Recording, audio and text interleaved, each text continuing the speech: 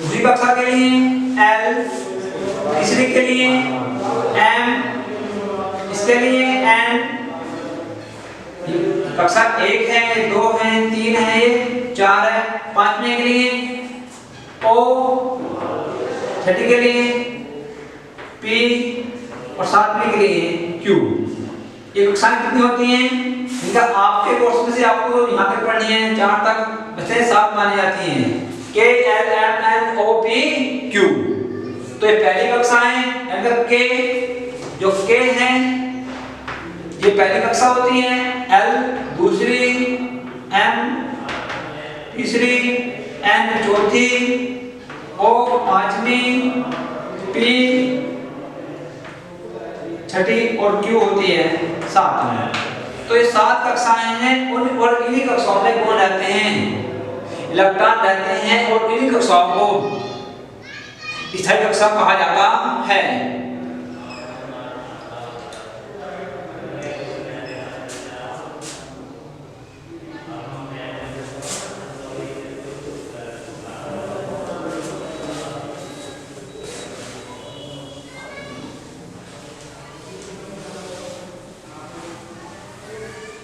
अब देखिए एक बात में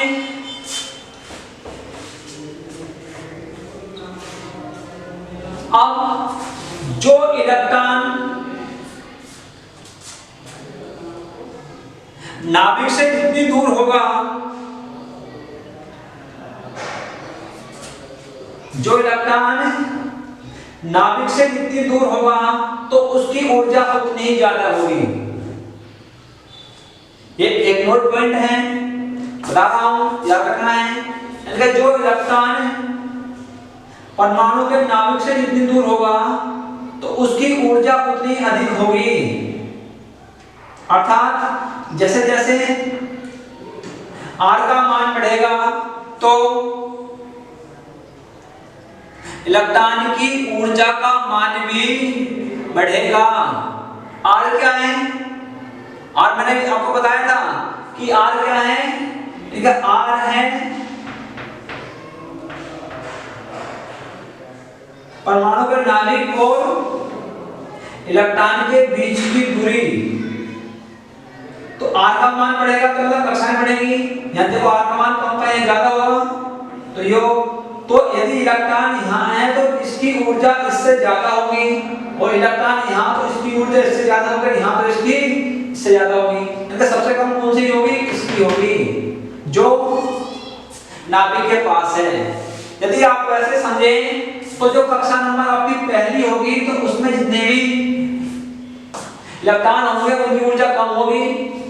जो 2 है, जो कक्षा नंबर 2 है, के जो L कक्षा जो है, तो L कक्षा में जितने भी इलेक्ट्रॉन होंगे तो उनकी ऊर्जा ज्यादा होगी। कितनों से? इनसे, K वालों से। क्यों? क्योंकि जैसे जैसे R का मान बढ़ेगा तो R का मान बढ़ने पर क्या होगा? इलेक्ट्रॉन और नाभिक के बीच की दूरी बढ़ेगी, और जब इलेक्ट्रॉन और नाभिक के बीच की दूरी बढ़ेगी तो क्या होगा? ऊर्जा का मान भी बढ़ेगा।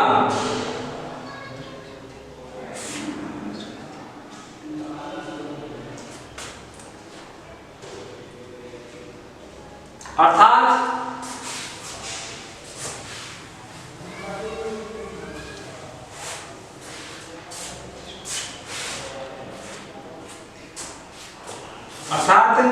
पहली, दूसरी और तीसरी डायरेक्टर्स, ठीक है,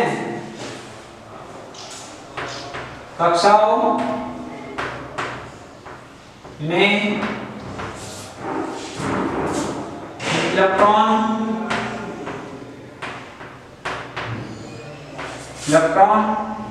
और नाभिक के बीच की दूरी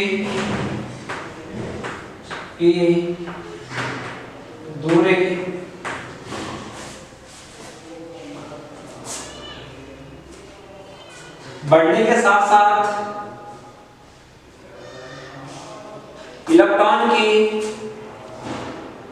ऊर्जा का मान भी बढ़ता है।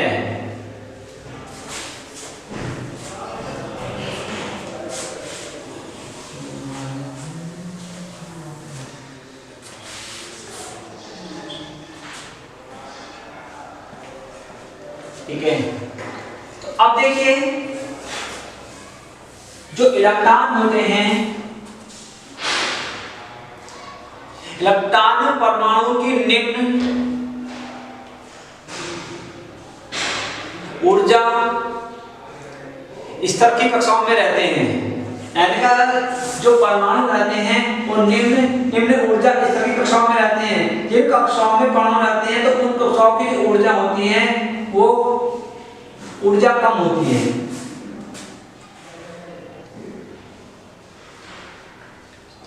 ठीक है, और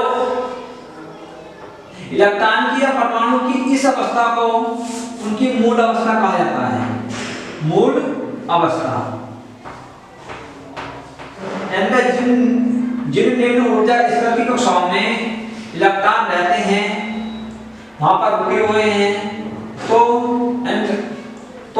यानी कि क्या है कि जो आपके इलेक्ट्रॉनों की इस अवस्था को जहां पर वो हैं, जहां पर वो स्थिर हैं, तो इस अवस्था को मूल अवस्था कहा जाता है। प्रश्न में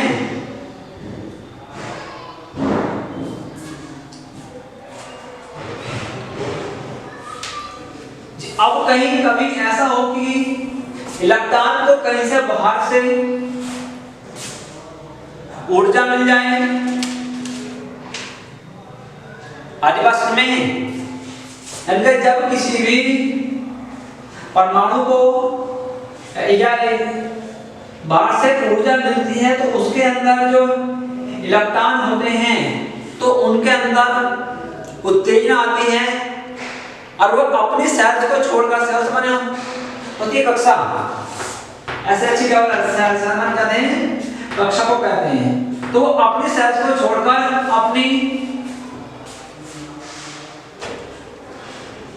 ऊपर वाली सेल में चले जाते हैं। यानी कि जो इलेक्ट्रॉन, आप ऐसे समझो, जब परमाणु को बाहर से एनर्जी मिलती है, ऊर्जा मिलती है, तो उसके अंदर के इलेक्ट्रॉनों के अंदर क्या आती है, उत्तेजना आती है और इलेक्ट्रॉन अपनी सेल को छोड़कर, एक इलेक्ट्रॉन अपनी सेल से अपने से ऊपर वाली सेल में, एक इलेक्ट्रॉन उस सेल से ऊपर वाली सेल में और एक इलेक्ट्रॉन सबसे ऊपर वाली सेल में पहुंच जाता है। जैसे ये इलेक्ट्रॉन यहाँ पे था, इसको एनर्जी मिली तो यहाँ से इलेक्ट्रॉन क्या होगा, इस वाली सेल में, यहाँ से इसमें, यहाँ से कम हो जाएगा इसमें, ठीक है, एक यहाँ से इसमें। तो ऐसे क्या होती है, जब परमाणु को, ठीक है, जब परमाणु को या इलेक्ट्रॉन को बाहर से एनर्जी मिलती है तो उसके अंदर क्या आती है, उत्तेजना आती है। और उत्तेजना आने के बाद वो अपनी सेल कक्षा को छोड़कर अपने से ऊपर वाली सेल में चला जाता है और एक इलेक्ट्रॉन यहाँ से उस ऊपर वाली में, एक इलेक्ट्रॉन यहाँ से उस ऊपर वाली में पहुंच जाता है।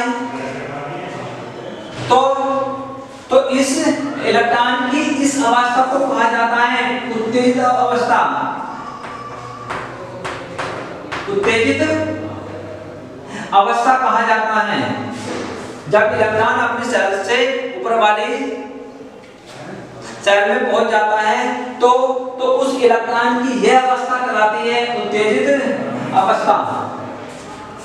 ठीक है, और जब एक इलेक्ट्रॉन सबसे ऊपर वाली लास्ट वाली सेल में पहुंच जाता है तो उस इलेक्ट्रॉन को परमाणु का नाभिक का आकर्षण बल काम कर देना बंद कर देता है, काम नहीं करता, अर्थात वो इलेक्ट्रॉन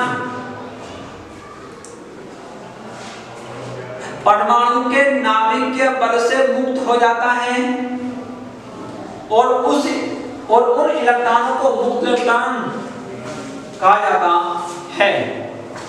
तो इस वीडियो में मात्र इतना ही, बाकी कल मिलते हैं।